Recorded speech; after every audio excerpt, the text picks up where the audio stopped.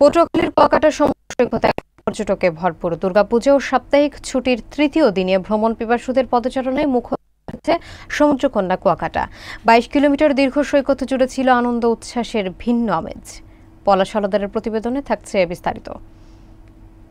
পটুয়াখালীর কুয়াকাটা সমুদ্র সৈকতে দুর্গাপূজা ও সাপ্তাহিক ছুটির তৃতীয় দিনে উপচে পড়া ভিড় লক্ষ্য করা গেছে। পর্যটনের অনন্য স্থানে সকাল থেকে সন্ধ্যা পর্যন্ত দেশের বিভিন্ন প্রান্ত থেকে আসা ভ্রমণ পিপাসুরা ভিড় জমান।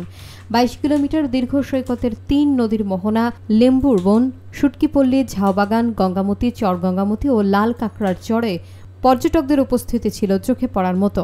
অনেকেই সমুদ্র সৈকতের বালিয়াড়িতে উচ্ছ্বাসে মেতে ওঠেন, কেউ বা সমুদ্রের ঢেউয়ের সঙ্গে সময় কাটান, আবার অনেক দর্শনার্থী বেঞ্চে বসে প্রাকৃতিক সৌন্দর্য উপভোগ করতে থাকেন। পর্যটকদের এই ভিড়ে কুয়াকাটার হোটেল মোটেলগুলো শতভাগ বুকড হয়ে যায়, ফলে ব্যবসায়ীদের মুখেও হাসি ফুটে ওঠে। অন্যদিকে নিরাপত্তা নিশ্চিতে ট্যুরিস্ট পুলিশের সদস্যরা সার্বক্ষণিক দায়িত্ব পালন করছে। কুয়াকাটার প্রাকৃতিক সৌন্দর্য আর উৎসব মুখর পরিবেশ মিলিয়ে সমুদ্রকন্যায় এদিন ছিল ভিন্ন এক আমেজ।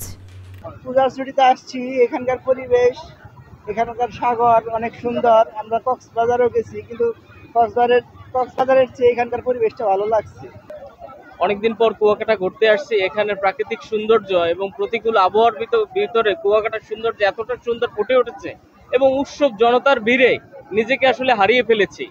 কুয়াকাটা আমার অনেক ভালো লাগে, এখানে সাগরের স্রোত অনেক সুন্দর। আমি আমার মার সাথে কুয়াকাটা ঘুরতে এসেছি, মনে চায় বারবার আসি কুয়াকাটায় ঘুরতে। কুয়াকাটা এসে অনেক ভালো লাগছে, এখানে এনজয় করতেছি। এখানে অনেক সুন্দর সুন্দর প্লেস আছে, এখানে 2-3 দিন আমরা থাকবো, এখানে অনেক এনজয় করব।